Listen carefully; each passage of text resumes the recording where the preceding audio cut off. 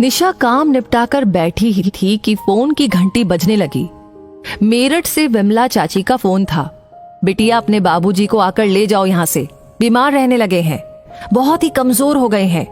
अब हम भी तो कोई जवान नहीं रहे हैं, अब उनका करना बहुत मुश्किल होता जा रहा है। वैसे भी आखिरी समय अपने बच्चों के साथ बिताना चाहिए।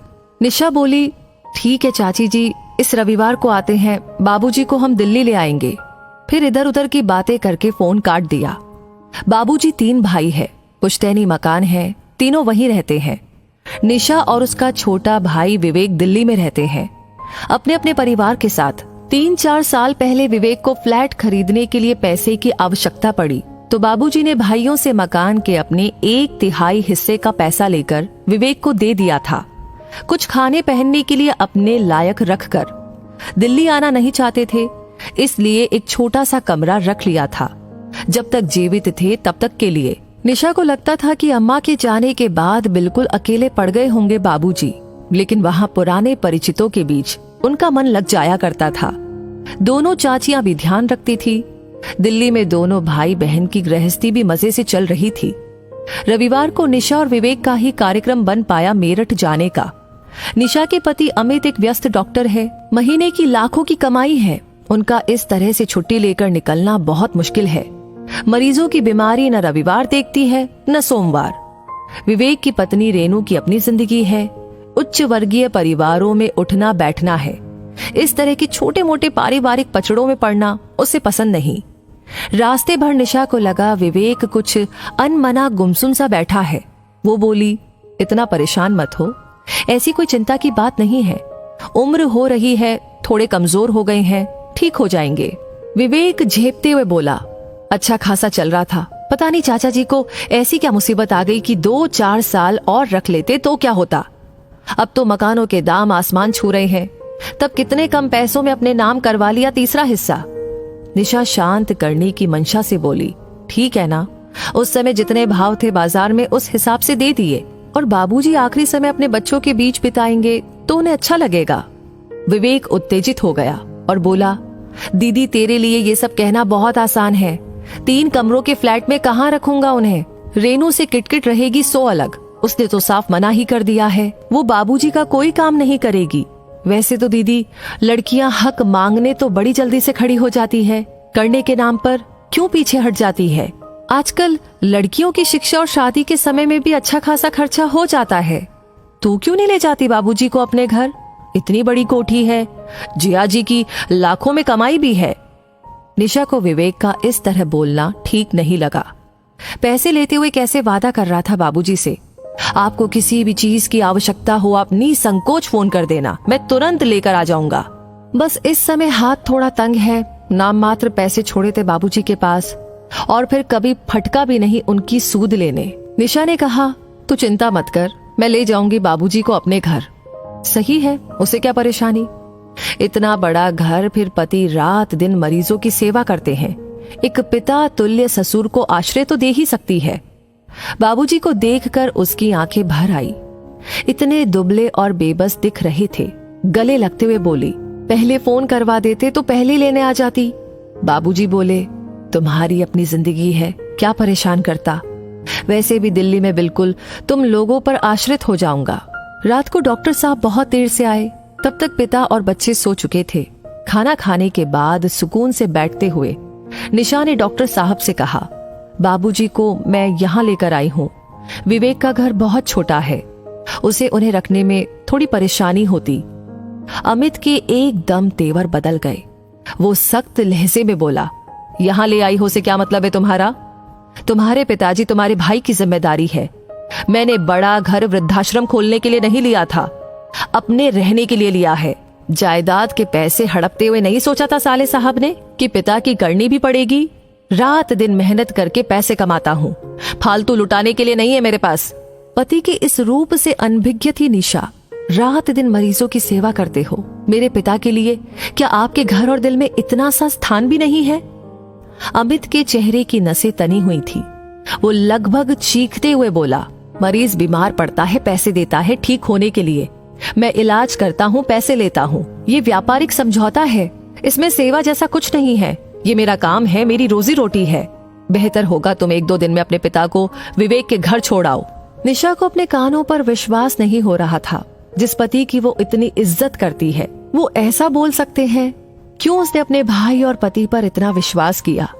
क्यों उसने शुरू से ही एक एक पैसे का हिसाब नहीं रखा? अच्छी खासी नौकरी करती थी। पहले पुत्र के जन्म पर अमित ने ये कहकर के छुड़वा दिया कि मैं इतना कमाता हूँ, तुम्हें नौकरी करने की क्या जरूरत है?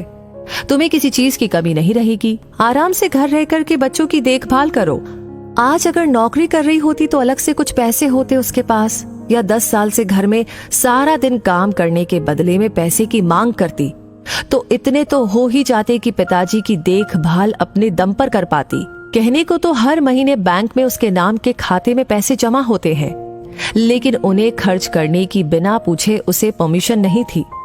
भाई से भी मन कर रहा था कह दे कि शादी में जो खर्च हुआ था वो निकाल कर जो बचता है उसका आधा आधा कर दे, कम से कम पिता इज्जत से तो जी पाएंगे।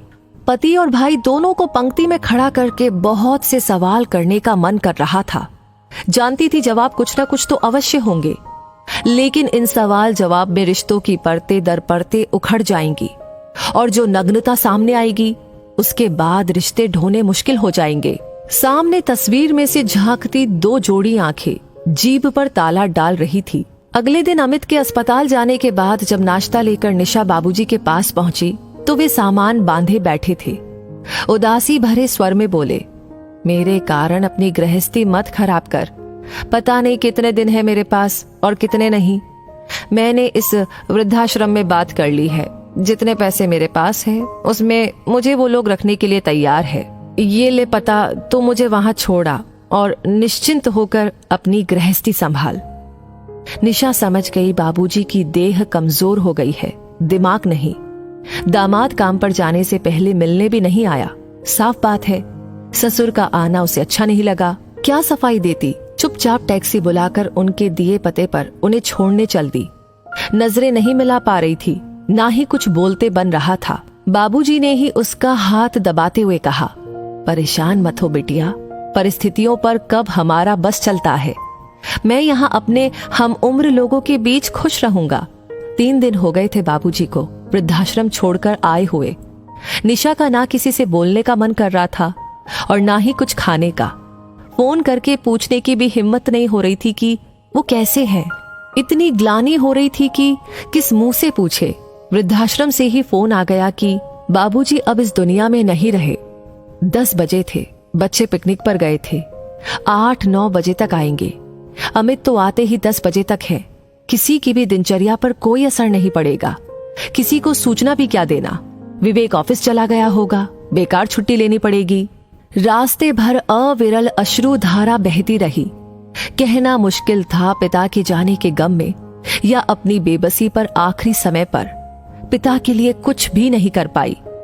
3 दिन, केवल 3 दिन अमित ने उसके पिता को मान और आश्रय दे दिया होता तो वो हृदय से अमित को परमेश्वर मान लेती।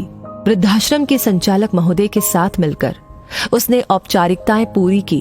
वो बोल रहे थे, इनके बहू बेटा और दामाद भी है रिकॉर्ड के हिसाब से, उनको भी सूचना दे देते तो अच्छा रहता। वो कुछ संभल चुकी थी, बोली कि नहीं, इनका कोई नहीं है, ना बहू है, ना बेटा है और ना दामाद है, बस एक बेटी है, वो भी नाम के लिए। संचालक महोदय अपनी ही धुन में बोल रहे थे, परिवार वालों को सांत्वना और बाबूजी की आत्मा को शांति मिले। निशा सोच रही थी, बाबूजी की आत्मा को शांति मिल गई होगी।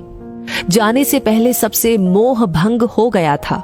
समझ गए होंगे कोई किसी का नहीं होता, फिर क्यों आत्मा अशांत होगी। हाँ, परमात्मा उसको इतनी शक्ति दे कि किसी तरह वो बहन और पत्नी का रिश्ता निभा सके। ये पैसा ही है जो हर एक रिश्ते की रिश्तेदारी निभा रहा है। मैं भी एक बेटी हूँ, मगर एक बात कहना चाहती हूँ कि हर इंसान को अपने हाथ नहीं काट देने चाहिए। ममता में होकर के अपने भविष्य के लिए कुछ ना कुछ रख लेना चाहिए। बाद में तो उनका ही है, मगर जीते जी मरने से तो अच्छा है। मुझे लगता है आपकी भी आंखें भर आई होगी। जो भी कहना चाहते हैं, आपकी जो भी राय है इस कहानी के बारे में, कमेंट सेक्शन में लिख करके अपनी बात हम तक जरूर पहुंचाइएगा। ये कहानी आपको अच्छी लगी हो, इसने आपको इंस्पायर किया हो, सोचने पर मजबूर किया हो, तो प्लीज इसे लाइक करके अपने रिश्तेदारों के साथ, अपने बच्चों के साथ, अपने हर एक उस दोस्त के साथ शेयर करना बिल्कुल ना भूले, क्योंकि जरूरत है आज भी कुछ ऐसे कदम उठाने की।